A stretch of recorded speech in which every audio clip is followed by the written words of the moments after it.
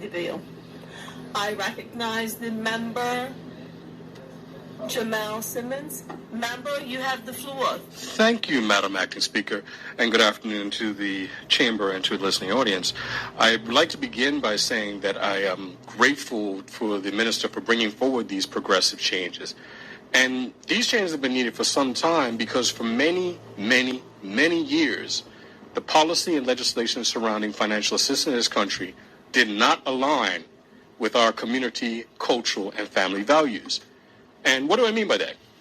There was a time, if you had a car and you needed to go on financial assistance, that might have been in jeopardy.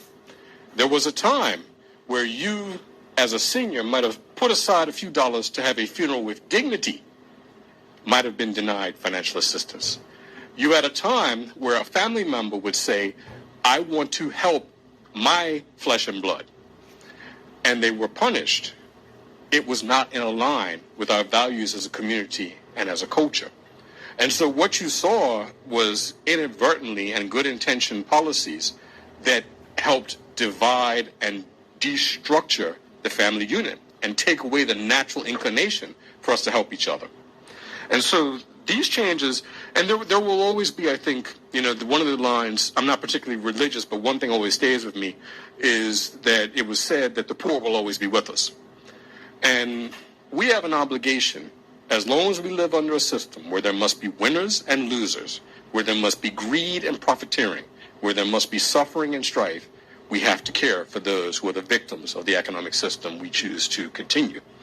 And so, Madam Chair, think to the days where if you were on financial assistance and you went and got a job that paid a little too much, but not enough, you were punished.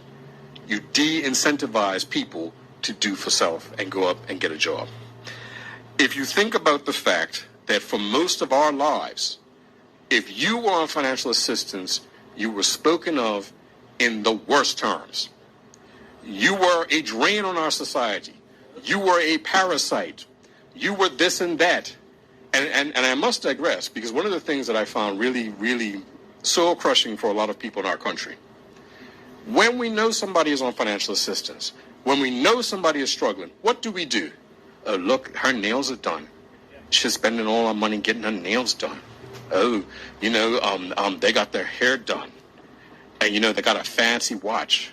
Or, maybe they have a car that's a little too fancy because you're poor.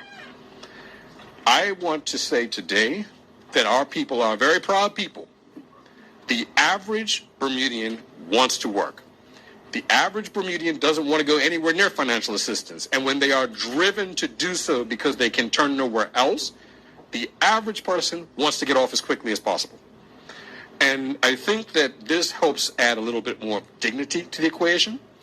I hope that will also change the conversation in terms of how we talk about people, because many times we pay taxes.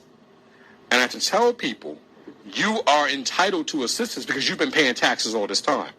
So there are people, when COVID hit, had never been unemployed in their life before the time they left their parents' house. They struggled because I've always worked. I've always done my part. I don't want to be a drain. And I say to them, you are not a drain because you have contributed. And when you do what you need to do to get off, you will contribute yet again. And so we have to change the conversation. I think that we have done a lot, and I think the minister has acknowledged that more must be done. I think that when we look at who is impacted by financial assistance reform, it is far too many people that will be positively impacted. And we know that that has to change. We know that while we have addressed the cultural and institutional practices that debilitated and hurt people and removed their dignity, we also have to get our people back to work. And so as we go forward with different legislation and different opportunities designed to create incentives for our people to work, designed to create incentives for our businesses to hire, designed to get our economy moving, we need to put aside the playground antics and the point scoring, because people want to have hope. And the thing you hear about us is we're out of touch. Both sides. You're not connected. You're arrogant. You don't know what I'm suffering. And so part of changing that is making sure that as we debate these issues, as we drive them forward, we are solution-driven. We're speaking to the genuine and real concerns of our people and not just looking for opportunities to beat your chest a little bit or to maybe one-up somebody because they just wear a different color tie and pin than you do. So my hope today is that, Minister, I commend you for this, bringing it forward. I continue as a progressive. I'm a person that I'm never satisfied with the state of any country, and we will always be more progressive. And I will push and push and push, continue to support initiatives that drive us forward and make life better for people in this country. But I again urge the public, think better about the people that you share your country with, who may be less financially well off than you, because there but for the grace of God goes any one of us. Thank you, Mr. Speaker.